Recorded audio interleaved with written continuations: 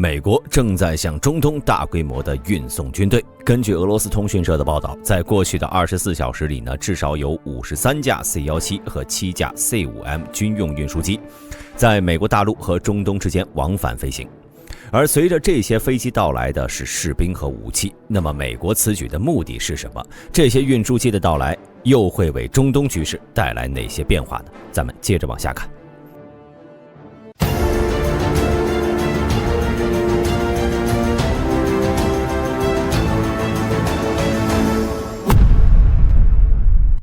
最近呢，一张美军运输机的航线图在网络上掀起了轩然大波。根据该图数据显示，在28号、29号2天，美军呢分别向中东派出了58架次和60架次的运输机，其中呢包括 C-5M 超级银河和 C-17A 环球霸王3战略运输机。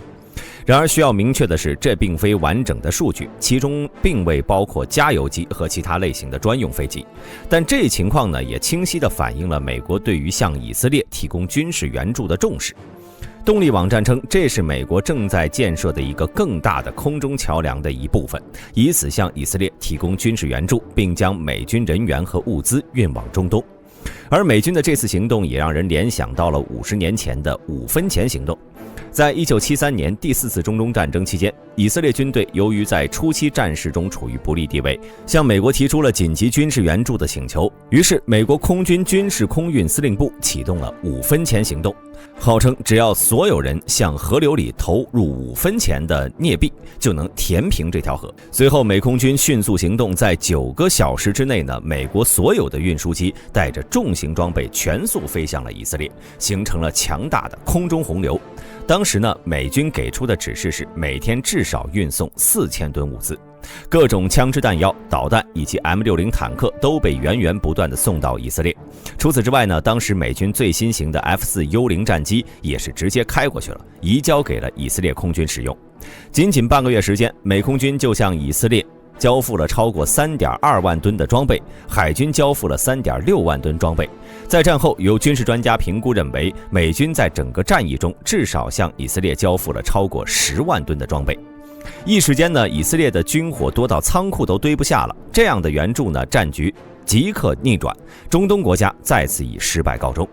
这项行动从当年的10月14号开始，1个月时间内呢，投入了77架C-5运输机和268架 C-141运输机，他们呢为以色列带来了急需的各类装备弹药，在空运过程中没有发生过一起事故。这次5分钱行动也证明了美军的大型运输机的能力，其紧急空运的物资使得以色列更快地扭转战局，同时也向世界展示了战略空运的巨大优势。而50年后呢，美国再一次出动大量运输机往返于中东，这也很难不让人猜测美军是否已经早就意识到一场针对以色列的大型冲突即将爆发，所以打算先对其进行帮助。毕竟按照当前以色列地面部队稳扎稳打的进度，仅凭着一个哈马斯武装恐怕很难对其造成太大伤害，反倒是周边的那些国家或者势力有可能会趁机下场。那么这次美国的运输机都带来了些什么呢？根据数据记录显示，美军运输机编队出动了60多架，其中呢有美系的 C-17，也有英国的 A400 运输机，其中呢有多架 C-17是从美国本土的北卡罗来纳州自由堡和俄克拉荷马州的希尔堡抵达的，而驻守在自由堡的是美军第108防空炮兵旅，驻扎在希尔堡的是美军第31防空炮兵旅。这些部队的增援呢，让大兵想到了前一段时间美军正在向中东地区大量部署防空系统的事情，其中还包括了爱国者和萨德系统。根据美国国内媒体的报道，美军呢将在沙特阿拉伯、科威特、约旦、伊拉克、卡塔尔和阿联酋部署12个防空作战单位，其中来自德克萨斯州布里斯堡的第11防空炮兵旅的一个连正在赶往沙特阿拉伯。该部队装备的末端高空区域防空系统萨德，至于其余的11个防空作战单位呢，则均装备了爱国者防空导弹系统。他们抽调自北卡罗来纳州自由堡的第108防空炮兵旅，以及俄克拉荷马州希尔堡的第31防空炮兵旅。这2款防空系统的性能呢，一个是比一个强悍，其中爱国者就不必大兵多说了。光是其在俄乌战场上对俄军匕首的拦截率就足以说明一切。而萨德系统呢，更是被称之为美国之盾，这是一种用于远程陆基战区防御的武器系统，专门用于拦截和摧毁超高空飞行的弹道导弹，最大交战高度可达180公里。其拦截弹本身呢长达6.17米，采用单级固体燃料火箭发动机，提供强劲推力。虽然它不携带弹头，但通过高速撞击来袭导弹成功摧毁目标。除此之外呢，萨德还装备有美国最好的精确跟踪反导雷达系统 AN-TPY-2 雷达系统，可以在600公里范围内逆追踪数十个目标，而且精度非常高，可以分辨多个轨道目标的性质，可以判断其究竟是作为诱饵的气球还是来袭的弹头。这个追踪距离呢，也可以让萨德在实战中有更多瞄准的时间、更多次拦截能力和更高的拦截频率。值得注意的是，目前除了美军刚刚援助的萨德之外，沙特、以色列、阿联酋等国也都部署了萨德系统。该系统呢，也早早地在中东进行了实战，成功拦截过也门胡塞武装发射的弹道导弹。眼下，美国再次援助以色列这些防空系统，显然是要想为其撑起一片天空保护伞，而非人们想的支援地面部队，来帮助以色列进攻。根据五角大楼匿名官员的说法，美方呢要求以色列在这些防空作战单位完成部署前不要进攻加沙，这显示出了美国对于中东地区的军事威胁感到担忧。而一旦美军的防空部队部署完成，就到了以色列发动攻城战的最佳时机了。那么这些防空部队都会被部署在哪里呢？据了解，最近的这2批美军防空旅飞抵的地方，正是以色列正东方的约旦穆沃法克萨勒迪空军基地。那么美军为什么要将防空部队部署在这里呢？我们从地图中呢可以看出，约旦正处于以色列和伊朗之间，可以说约旦就是以色列在东部的屏障。如果伊朗按耐不住，决定亲自下场对以色列发起导弹打击，那么这些导弹呢必然是会从约旦的头顶飞过的。这个时候部署在约旦的美军防空部队就能起到很大作用。在前几期的视频中呢，咱们也曾提过伊朗对当前局势的态度，以及其本身的确拥有能够远程大规模打击以色列的能力。为此呢，美军的埃森豪威尔号航母还特意转向，希望试图震慑伊朗。不过大兵个人认为，既然要帮呢，就帮得全面一点。美军的防空部队在除了防备伊朗空袭以色列之外呢，也可以分出一点前往沙特，帮助以色列堵上也门胡塞武装袭击的路线。前几天《华尔街日报》就曾报道，沙特阿拉伯和美国携手合作，成功阻止了一场由伊朗支持的空袭行动。原来在上周，沙特军队成功击落了一枚来自也门胡塞武装的巡航导弹，该导弹原本瞄准的就是以色列领土。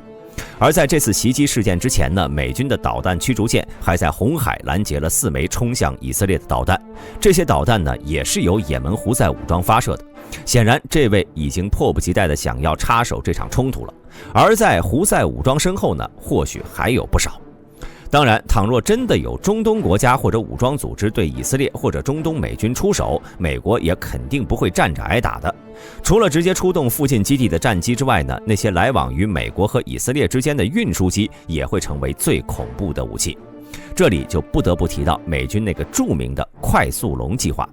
该计划呢，旨在实现从运输机等非传统空中平台上实现投放大量性价比高的远程巡航导弹。说白了，就是在各类运输机上不装货物而装多个拼装巡航导弹的托盘。每个托盘呢是有搭载2×2、2×3、3×3等3种模式，也就是4枚、6枚和9枚巡航导弹的配装模式，用以发射巡航导弹。导弹模块呢被投放后开始释放导弹。在美军的快速龙实验计划中，各型主力运输机，比如 C130 运输机，可以装载2个2×3布局的模块，这样共计可以携带12发巡航导弹。而 C17 呢，则可以装载3个3×3布局的模块，总计呢可以携带27发巡航导弹。最大的 C5A 战略运输机可以装载6个3×3的发射模块，这样就可以携带超过54枚导弹。如果按照美军当前投入使用的大约60余架各型运输机，至少会有1/3被用于搭载快速龙模块，那也就意味着美军会一下子增加发射500枚巡航导弹的能力。这个火力啊，放在中东任何一个国家都是不容小觑的。